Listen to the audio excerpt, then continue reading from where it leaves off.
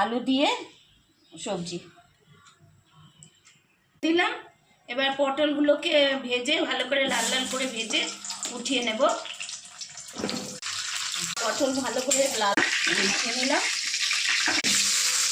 হলুদ দিয়ে দিলাম, লাল করে ভেজে উঠিয়ে নেব। লাল লাল করে আলু ভাজা হয়ে গেছে। হ্যাঁ, এই সব দিয়ে বানাবো। এই যে এখানে তেজপাতা দিয়ে দিলাম, এই গরম মশলা দিয়ে দিলাম, নিলাম। পেঁয়াজটা ভাজবো লাল করে, কাঁচা লঙ্কা দিয়ে দিলাম। এটা একসাথে বেটে রেখেছি আদা রসুন, এই আদা রসুন বাটা দিয়ে দিলাম। এটা টমাটোর বাটা করে দিয়ে দিলাম।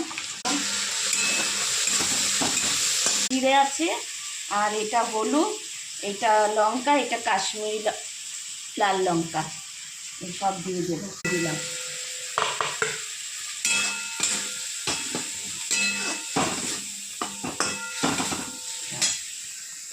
একটু জল দেবো, দিলাম দেবো।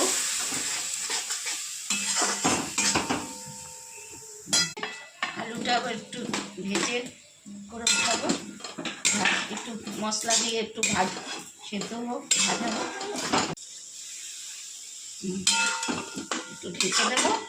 আলুটা একটু মজে নেবে, ঢেকে দিচ্ছি আলুটা। তারপরে আবার পটল দেবো। একটু নুন কম আছে, একটু নুন দিয়ে দিলাম, উঠালাম। এবার পটল ভাজাগুলো দিয়ে দিচ্ছি, পটল ভাজা দিয়ে দিলাম। তাকে চেপে দিলাম, পটল রেখেছি পটলটা সেদ্ধ হোক, ঢেকে দেবো। চিনি দেবো না, এর মধ্যে কিশমিশ আর বাদাম বাটা আছে, এর জন্য কিশমিশ দিয়ে দিই, চিনি দেবো না। দিয়ে নামিয়ে নেবো। এই গরম মশলা নাড়াচাড়া করে এবার নামিয়ে নেবো। হয়ে গেছে, পটলের কষা হলো। আলু পটলের কষা ভালো। দেখো, ভালো করে তোমরা ভালো করে লাইক শেয়ার করো, কমেন্ট করো।